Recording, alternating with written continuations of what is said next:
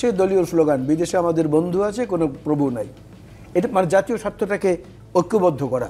আর doctor Yunus সাহেব যেটা বলছেন সেটা যদি আমরা বুঝেও থাকি, কূটনৈতিক তাৎপর্যপূর্ণ তৎপরতার মধ্য দিয়ে সেটাকে মিনিমাইজ করা সম্ভব। কারণ ভারতের এখানে অনেক বড় বড় বিনিয়োগ আছে, অনেক কিছু এখনো আছে তাদের, যেগুলোকে আমরা কিন্তু বন্ধ করিনি। কিছু একটা মেঘ কাটার সম্ভাবনা কতখানি বলে মনে করেন আপনারা? না, এই মেঘ কাটার সম্ভাবনা এখন তো আজও গলেনি, সত্যির হৃদয় হলে গলে যেত। এখন এই গানের সুর ধরে যদি বলি তাহলে বলতে হয় যে কাগজের ফুল বলেই তো ওটা আসলে ঝরেনি, সত্যি ফুল হলে অনেক আগেই জ্বলে যেত।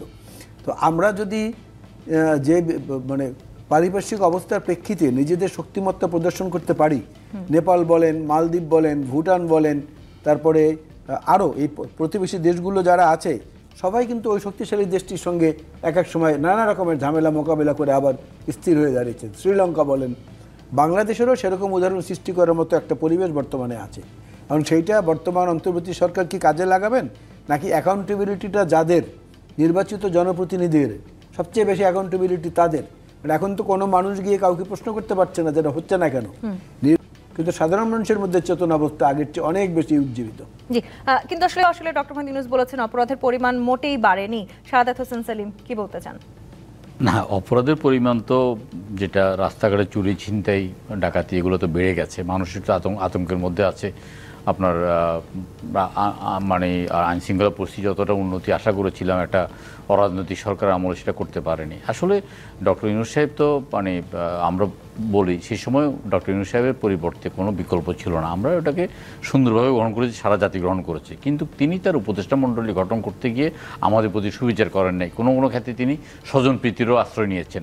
এবং আপনার ধরেন আপনার উপদেষ্টা মণ্ডলীতে এমন অনেকে আছেন আপনার যারা তাদের কাজ কীভাবে কাজ করবেন, কিভাবে কাজ করা উচিত, রাষ্ট্র কীভাবে পরিচালনা করবেন সেই ব্যাপারে তাদের অভিজ্ঞতা নয়, যেটা ডক্টর ইউনূস সাহেবের কথায় মধ্যে মাঝে মাঝে ফুটে ওঠে যে তারা ওই জগতের লোক নয়। তো এই জগতের লোক তো অনেকেই আছে, ওনাদের কেন খুঁজে বের করতে পারছেন না এবং কেন তাদেরকে দিয়ে কাজ করানো যাচ্ছে না। এখানে অনেকেই মনে করছে যে বর্তমান সরকারের উপদেষ্টা মণ্ডলীর একটা বড় অংশ একটা কিংস পার্টি গঠন করার মধ্যে তারা তৎপরতা লিপ্ত। শুধু ছাত্র প্রতিনিধির দল না, ছাত্র প্রতিনিধির বাইরেও কিন্তু যারা আছেন তাদের মধ্যে অনেকে আছেন যে একটা কিংস পার্টি গঠন করার প্রক্রিয়ার সাথে তারা জড়িত হয়ে গেছেন। তারা কিন্তু তাদের মন্ত্রণালয়কে সময় দেওয়া হচ্ছে যে কিংস পার্টি গঠন করাটাকে তাদের অগ্রগণী ভূমিকা পালন করছেন। যেমন আমরা পরিবেশ মন্ত্রী তো পরিবেশ উন্নতি কোনো কিছুই করতে পারছেন না, বরঞ্চ মাঝে মাঝে বক্তব্য দিয়ে রাজনৈতিক পরিবেশকে কলুষিত করছেন, যেটা ওনার কাজ না এই মুহূর্তে করা। কিংস পার্টিকে ডিপেন্ড করার কাজ কিন্তু পরিবেশ মন্ত্রীর না, ওনারা করছেন, ওনারা বুঝতেছেন না ওনাদের কী কাজ। আমরা তো শুরু থেকে ডে উপকৃত হব, দেশবাসী উপকৃত হবে, এবং এর মধ্যে দিয়ে দেশটাকে নির্বাচন পর্যন্ত চালিয়ে যাওয়ার জন্য ওনাদের কিন্তু উপদেষ্টা মণ্ডলী করতে হবে। বহুবার দাবি করেছি, ছাত্ররা মিছিল করেছেন, আপনি মানে এই স্বরাষ্ট্রমন্ত্রীকেই রাখতে হবে এরকম মরণপণ। এটা তো শেখ হাসিনা, এটা তো ফ্যাসিস্ট মনোভাবই শেখ হাসিনার একটা ইয়ে ছিল যে আমি কোনো ভুল করতে পারি না, আমি যাকে যে জায়গায় দায়িত্ব দিয়েছি সেই জায়গায় আমি সঠিক, এবং আমি মনে করি যে আমি ভুল করিনি। আর ডক্টর মোহাম্মদ ইউনূস সাহেবকে যখন ছাত্রদের আন্দোলনের ছাত্র হতে আরম্ভ করে সবাই যখন বলছে, তা আপনি ওনাকে বাদ দেন না, বাদ দিয়ে আপনি দেখেন না।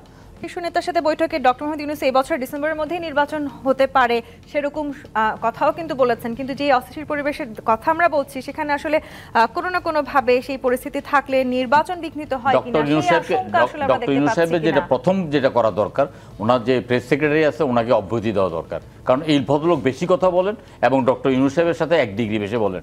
জি25 প্রাথমিকত রাজকাহন থেকে আরো একটি বিরতি নিয়ে ফিরছি, সাথেই থাকুন। জি25 প্রাথমিকত রাজকাহন দেখছেন। শাহাদাত হোসেন সেলিম, অস্থির পরিবেশের কথা আপনি বলছিলেন, ঠিক সময় সংগঠিত করতেই হবে, কোনো উপায় নাই। আমরা বলেছি যে ডিসেম্বরের 1 দিন দেরিও করা যাবে না, এবং ডিসেম্বরের পরে যদি নির্বাচন নিতে যায় তাহলে আমরা যে বিস্ফোরণটা ঘটাবো সেই বিস্ফোরণ মানে আপনার মোকাবিলা করার কোনো ক্ষমতা নেই। কিন্তু ওনারা পরিবেশ যদি বাড়তে থাকে, যারা চেষ্টা করছেন তাদের চেষ্টা যদি কোনো বিরুদ্ধে জনগণ ঐক্যবদ্ধ, কিন্তু আমরা অস্থিতিশীলতা আশঙ্কা করছি একটা জায়গায় ওই কিংস পার্টি নিয়ে, বুঝছেন না, কিংস পার্টিটা গঠন করে রাজনীতি করার জন্য যদি তারা নির্বাচনকে প্রলম্বিত করতে চায় বা কিংস পার্টিদেরকে স্বতন্ত্র মানে সন্ত্রাসীদেরকে জায়গা দেওয়া হয় এবং সরকারের সুবিধাভোগীকে জায়গা দেওয়া হয়, তাইলে তো সমস্যা। কারণ আমরা কিন্তু শহীদদের রক্তের দাগ না শুকানোর আগে আমরা দেখলাম দেখলাম যে পতিত স্বৈরাচারের সমস্ত কাউন্সিলরদেরকে ডেকে বলছে যে আমরা একটা নতুন রাজনৈতিক দল করব, নতুন রাজনৈতিক দল আপনাদেরকে যোগদান করতে হবে।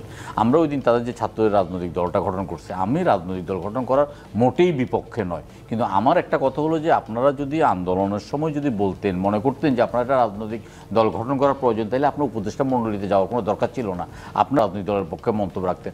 এখন একজন পদত্যাগ করেছেন, অন্যরা রয়ে গেছেন, পুরো মানেই আপনার সরকারকেই আপনার একটা প্রশ্নের সম্মুখীন করে ফেলেছেন। ডক্টর ইউনূস সাহেবকে আর নিরপেক্ষ সরকার হিসেবে মূল্যায়িত করার অথবা ট্রিট করার আমাদের আর কোনো কারণ নাই। আমরা যে উদ্বোধনী অনুষ্ঠানে গেলাম, সেখানে যাওয়ার পরে এমন এমন ব্যক্তিকে দেখলাম যারা 18 সালে ভাগাভাগি নির্বাচনে এমপি হয়েছেন, যার জেলে যাওয়ার কথা ছিল মেজর মন্নান, তাকে দেখলাম যে সেখানে দেখে হতচকিত হয়ে গেছি। যাওয়ার দেওয়া কোন কি কাটিয়ে তাদেরকে দাওয়াত দেওয়া হয়েছে। আপনার ধরেন যারা মানে কমই জননী আখ্যায়িত করে শেখ হাসিনা পদলেহন করছে, তাদেরকেও দেখলাম। তারপর যারা আপনার 24 নির্বাচনে অংশগ্রহণ করছে, তাদেরকেও দেখলাম। তো তার মধ্যে একটা জগা খিচুড়ি করে একটা কিংস পার্টি করা, আপনি ইতিমধ্যে দেখছেন যে ফিরোজপুর থেকে ভালোবাসার কমতি নাই। কিন্তু ওই কিংস পার্টি গঠন করার জন্য যদি নির্বাচনকে বিলম্বিত করে, স্থানীয় সরকার নির্বাচন করে, আপনি দেখেন স্থানীয় সরকার মন্ত্রণালয়ের উপদেষ্টাকে পরিবর্তন করে, তার মানে এখন তিনি প্রাইভেট সিটিজেনশিপে রাজনীতি করবেন, কার বাধা দেওয়ার কি আছে সেই প্রশ্নও তিনি তুলেছেন। সবচেয়ে বেশি সমালোচনা তো আসলে বিএনপি করেছে এই বিষয়টি নিয়ে। তাহলে আসলে আপনাদের কি তা এখন আর বাধা দেবার কিছু রইল না? স্বাগত জানিয়েছি, আমাদের নেতা তারেক রহমানও স্বাগত জানিয়েছে। ওখানে আত্মপ্রকাশ অনুষ্ঠানে আমাদের প্রতিনিধি রুহুল কবির রিজভী এবং শহীদুদ্দিন চৌধুরী এনি শারীরিকভাবে উপস্থিত ছিলেন তাদেরকে স্বাগত জানানোর জন্য।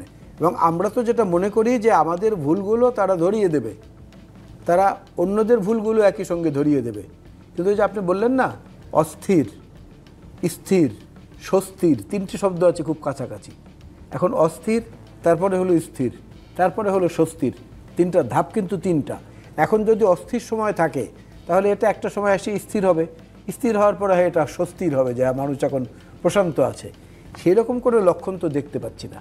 কারণ এই সমস্ত দেখে এইগুলোকে যদি আপনি লিঙ্ক করেন তাহলে দেখবেন যে 2006-07 সনে যখন মঈনুদ্দিন ফখরুদ্দিনের একটা অস্বাভাবিক সরকার এসে উপস্থিত হলো, তখন কিন্তু অনেকে একটা রাজনৈতিক দল করতে চেয়েছিলেন, নতুন রাজনৈতিক দল। সেখানে আজকের যিনি প্রধান উপদেষ্টা, ওনার সম্পর্কেও কথাবার্তা ছিল।